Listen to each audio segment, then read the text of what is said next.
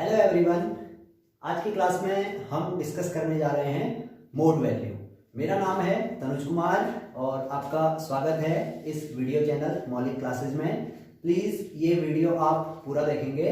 पूरा देखने के बाद आप मोड कैसे कैलकुलेट करते हैं, मोड क्या होता है और किस किस केस में हम मोड कैलकुलेट कर सकते हैं, ये आप समझेंगे। तो आइए डिस्कस करते हैं मोड। तो देखिए, मैंने मोड को यहाँ पे डिफाइन किया हुआ है। It is the value which occurs most frequently in the data series। यानी मोड क्या है? एक ऐसी वैल्यू है जो किसी भी डेटा सीरीज में सबसे ज्यादा बार रिपीट होती है। तो इसका एक एग्जांपल हमने लिया हुआ है, द मोड ऑफ 3, 4, 5, 6, 3, 9, 1, 3, 8 एंड 3। अब आप देख रहे हैं इस डेटा सीरीज में observation 3 maximum number of times repeat हुआ है। यानी 3 ऑब्जर्वेशन क्या है यहाँ पे, मोस्ट फ्रीक्वेंटली अकर हुआ है। तो इस केस में जो मोड होगा हमारा वो 3 होगा।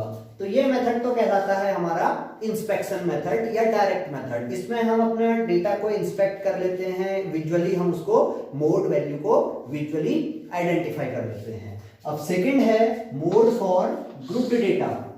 ग्रुप्ड डेटा में हमारे पास ऑब्जर्वेशंस के ग्रुप्स होंगे और हर ग्रुप की पर्टिकुलर फ्रीक्वेंसी होगी। तो जैसा कि आप लोगों को पता है कि हम दो तरह से ग्रुपिंग कर सकते हैं। एक ग्रुपिंग हमारी होती है डिस्क्रीट ग्रुपिंग और दूसरी होती है कंटिन्यूअस ग्रुपिंग। तो हम डिस्कस करने जा रहे हैं mode for discrete grouping.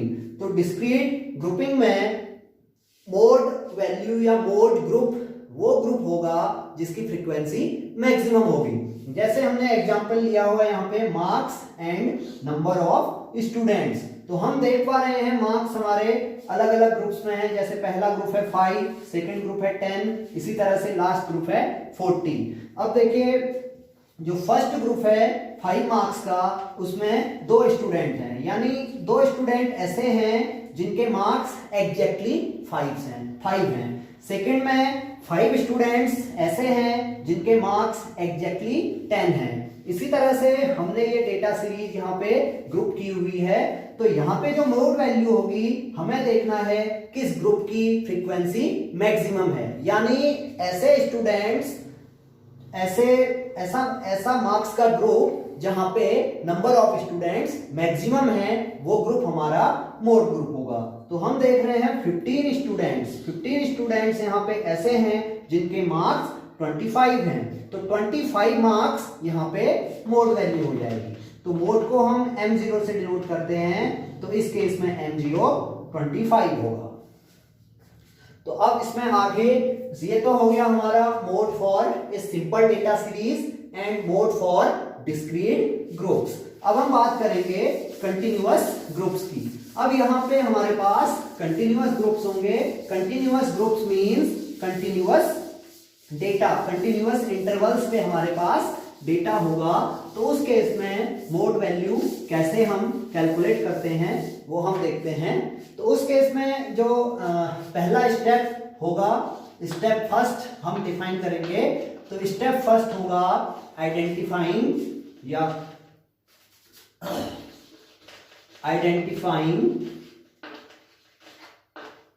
The model class.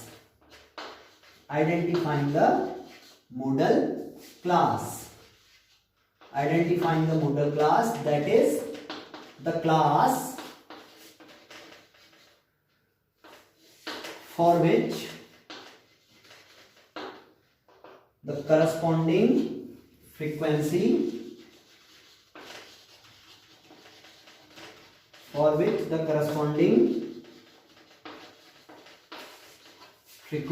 is maximum.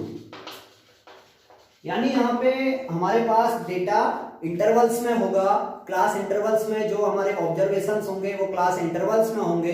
तो हमें क्या करना है, सबसे पहले उस क्लास इंटरवल में से मॉडल क्लास इंटरवल आइडेंटिफाई करना होगा। मॉडल क्लास इंटरवल वो क्लास इंटरवल होगा जिसकी फ्रीक्वेंसी मैक्सिमम होगी। जैसे ही हमें मॉडल क्लास मिलेगी तो अब यहाँ पे प्रॉब्लम क्या होगी, जो हमारा मॉडल क्लास होगी वो एक इंटरवल में होगी। सपोज वो इंटरवल है मेरा 10 to 20। एक इंटरवल है 10 to 20, मुझे पता चला भाई मेरी मोड वैल्यू इस इंटरवल में है, यानी 10 से ज्यादा है 20 से कम है। मुझे एग्जैक्ट वैल्यू नहीं पता, तो एग्जैक्ट वैल्यू निकालने के लिए हम यहाँ पे फॉर्मूला यूज करेंगे। तो जो स्टेप सेकंड यहाँ पे होगा, स्टेप सेकंड हो जाएगा to extract the mode value या to extract the mode from model class we use following formula। तो फॉर्मूला क्या होगा यहां पे, फॉर्मूला होगा mode is equal to L plus F1 minus F0 divided by 2F1 minus F0 minus F2 multiplied by H। तो अब ये parameters हमने यहाँ पे डिफाइन किए हुए हैं। तो ये पैरामीटर्स क्या क्या होते हैं इसे हम समझते हैं। हमने क्या किया, मॉडल क्लास आइडेंटिफाई की। तो मॉडल क्लास में M0 ये हमने लिखा है L plus F1 minus F0 divided by 2F1 minus F0 minus F2 multiplied by H, where L is lower class limit LCL of model class। जो भी model class हमने आइडेंटिफाई की होगी, L उसकी लोअर क्लास लिमिट होगी, F1 होगी frequency of model class, F1 is our frequency of model class, F0 frequency of the class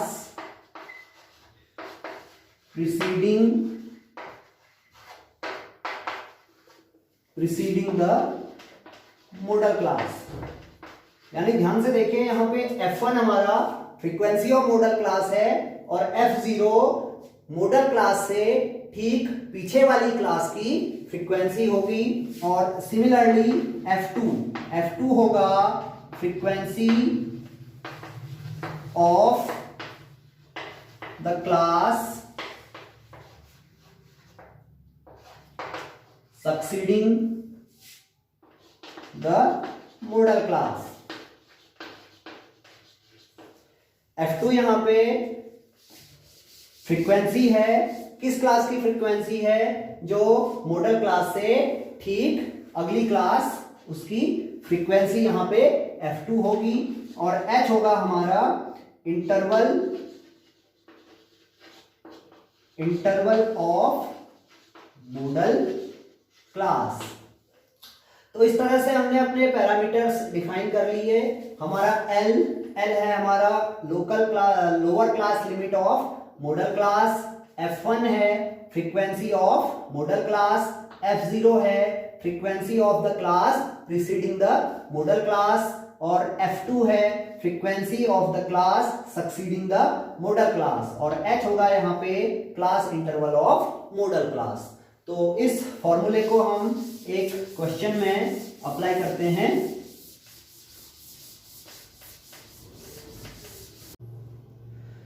तो देखिए एक एग्जांपल हम कंसिडर करने जा रहे हैं मोड का, mode for the frequency distribution in case of continuous groups. तो हमारे पास मार्क्स के कंटिन्यूअस ग्रुप्स हैं। पहला ग्रुप है 0 to 10, सेकंड है 10 to 20, then 20 to 30, then 30 to 40 and last is 40 to 50।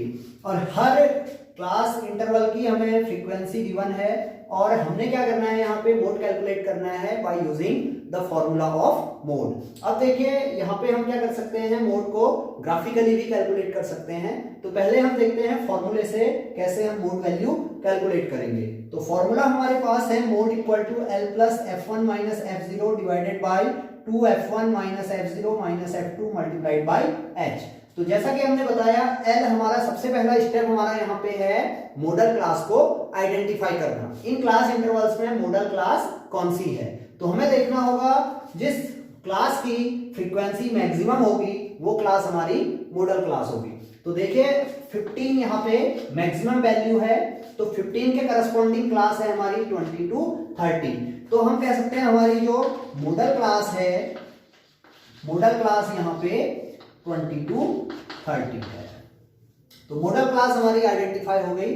Model class identify होने के बाद हम अपने पैरामीटर्स को डिफाइन कर सकते हैं। एल यहाँ पे है lower class limit of model class, lower class limit of model class L, that means 20। देखिए मॉडल क्लास हमारी 20 to 30 है, इस क्लास की लोअर क्लास लिमिट है 20, तो एल हो गया यहाँ पे 20। इसी तरह से F1 is frequency of model class. देखिए मॉडल क्लास हमारी 20 to 30 है और इसकी फ्रीक्वेंसी 15 है, तो ये वैल्यू हमारी कहलाएगी F1, ये वैल्यू हमारी हुई F1, तो F1 हो गया हमारा 15। इसके बाद F0 मींस जो मॉडल फ्रीक्वेंसी हमने निकाली है उसके ठीक पीछे वाली फ्रीक्वेंसी यानी 8, ये होगी हमारी F0, और 15 से ठीक आगे वाली फ्रीक्वेंसी ये हो जाएगी F2। तो देखिए F1 हमारा maximum value, F0 maximum value से ठीक पीछे वाली फ्रीक्वेंसी, और F2 मैक्सिमम फ्रीक्वेंसी से ठीक आगे वाली फ्रीक्वेंसी। तो हमारे पास F1 आ गया 15, F0 आ गया 8 और F2 भी आ गया 8। तो इस तरह से, और H यहाँ पे जो क्लास इंटरवल है, क्लास इंटरवल हम देख पा रहे हैं 10 यूनिट का है। तो इस तरह से हम अपने पैरामीटर्स को आइडेंटिफाई कर सकते हैं। पैरामीटर्स को आइडेंटिफाई करने के लिए सबसे पहले हमें क्या करना है, अपनी मॉडल क्लास को आइडेंटिफाई करना है। तो अब हम ये वैल्यूज अपने फॉर्मूले में पुट करेंगे। फॉर्मूला है हमारा m0 equal to l that means 20 plus f1 means 15 minus f0 is 8 divided by twice of 15 minus 8 multiplied by class interval 10। तो इसको हम सॉल्व करेंगे तो ये 20 plus 15 minus 8 that is 7 divided by 8 minus 8 आपका 16, 15 टू जा 30 माइनस 16 इज 14 इंटू 10। तो ये आ गया हमारा 1/2 multiplied by 20 plus 1/2 of 10 that is 20 plus 5 that is 25 marks. तो ये वैल्यू हमारी मोड वैल्यू होगी। अब देखिए ग्राफिकली हम इसको कैसे कैलकुलेट कर सकते हैं। ग्राफिकली मोड वैल्यू कैलकुलेट करने के लिए हमें क्या करना होगा, हिस्टोग्राम प्रिपेयर करना होगा। तो हमने देखिए हिस्टोग्राम यहाँ पे बनाया हुआ है। हिस्टोग्राम बनाने के लिए हम क्या करते हैं, रेक्टेंगल्स बनाते हैं। ऐसे रेक्टेंगल्स बनाएंगे जो उनकी लेंथ होगी वो फ्रीक्वेंसी के प्रोपोर्शनल होगी और उनकी विड्थ हमारी क्लास इंटरवल के प्रोपोर्शनल होगी। तो देखिए पहली क्लास हमारी 0 to 10, इसकी फ्रीक्वेंसी है हमारी 4। तो जो पहला रेक्टेंगल बना, पहले रेक्टेंगल की विड्थ क्लास इंटरवल के इक्वल है और लेंथ फ्रीक्वेंसी के इक्वल है। तो इस तरह से हमने रेक्टेंगल्स बनाए, एडजेसेंट रेक्टेंगल बनाए, तो हमें हिस्टोग्राम मिल गया।